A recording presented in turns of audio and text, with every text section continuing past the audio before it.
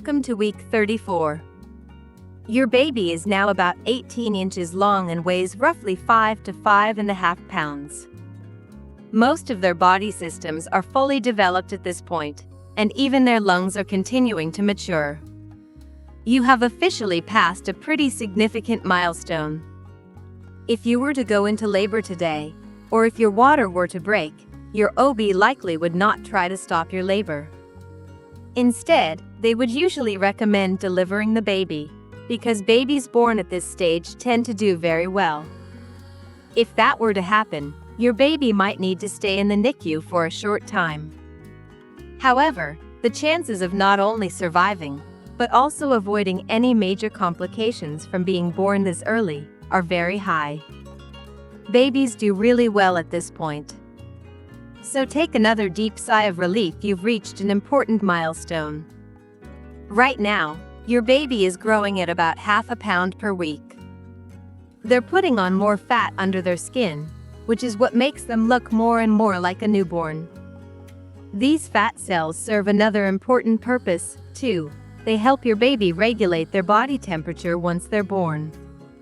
Their fingernails have also started growing long enough to reach their fingertips. Most babies by now have moved into a head-down position. At this stage, we call it the vertex position, and once a baby gets there, it's pretty unlikely that they'll move out of it. Babies tend to like being head down, so if your baby is head down now at 34 weeks, they'll most likely stay that way. But don't worry if they aren't yet. The vast majority of babies will turn head down before delivery. If your baby is still head up or breech at this point, your OB will probably want to start talking with you about your delivery options. This may include discussing a C-section, or trying what's called a version, where your provider attempts to manually turn the baby into a head-down position. This is something that may come up at your next appointment if your baby is breech. And even if your baby does remain breech, I want you to know that it is okay.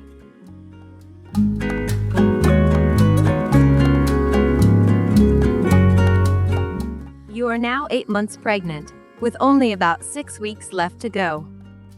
That's just a month and a half until your baby arrives, so it's definitely time to make sure everything is in order. That new little baby is going to be here sooner than you think. This truck brings the baby to the hospital and drops them into a bassinet, so when I say get ready, I'm not talking about baby announcements or nursery decor. That baby does not care if there are Pottery Barn chandeliers hanging in their room. But they really only need a few things, and I highly recommend that you have those items by now, because you'll want everything ready before you come home from the hospital. First and foremost, a car seat. Most hospitals will actually check to make sure you have a proper car seat before you leave. So be sure you have one, and that it's installed correctly. You can even call your local hospital. Many of them have car seat specialists who can help you make sure it's installed the right way.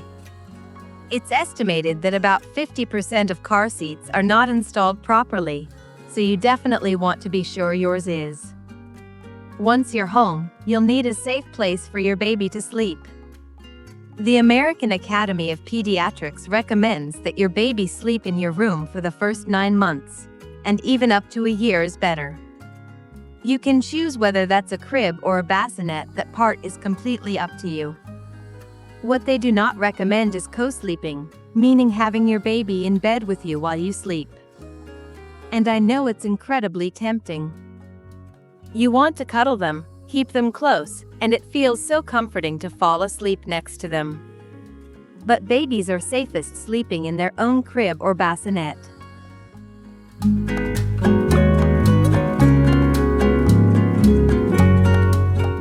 If you're planning to breastfeed, you'll want to have a supportive nursing bra.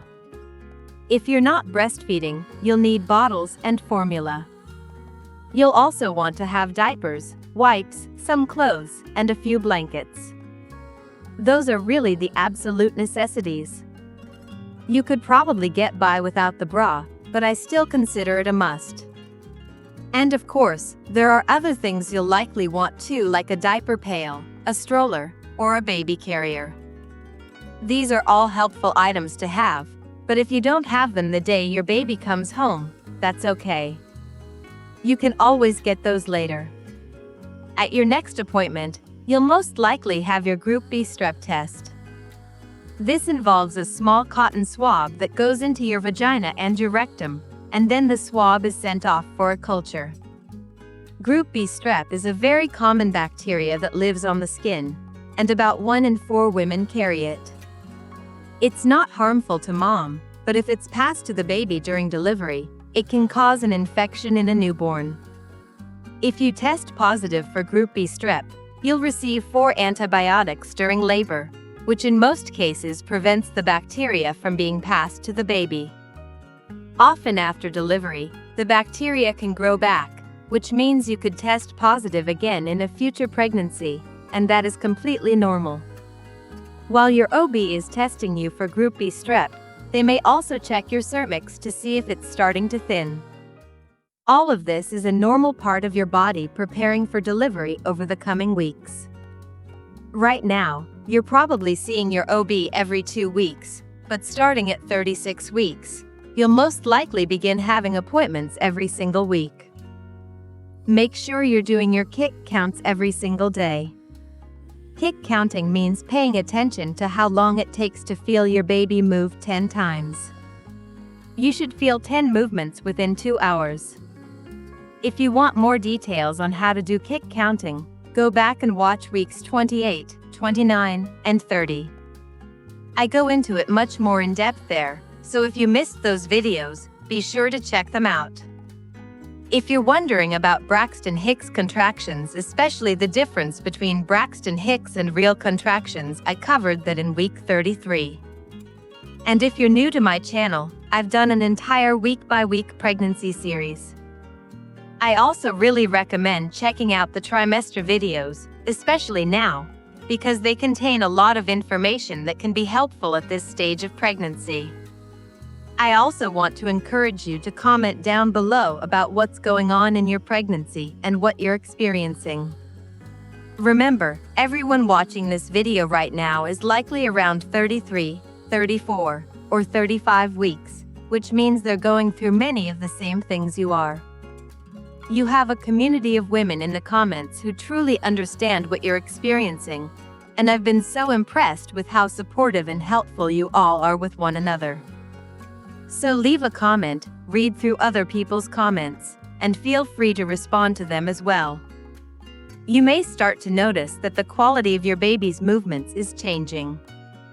There will be less sharp kicking and more rolling or shifting movements. This change happens gradually and is completely normal. It's simply because your baby is getting bigger, and there's less room for them to fully stretch out their arms and legs to kick or punch. Thank you so much for watching.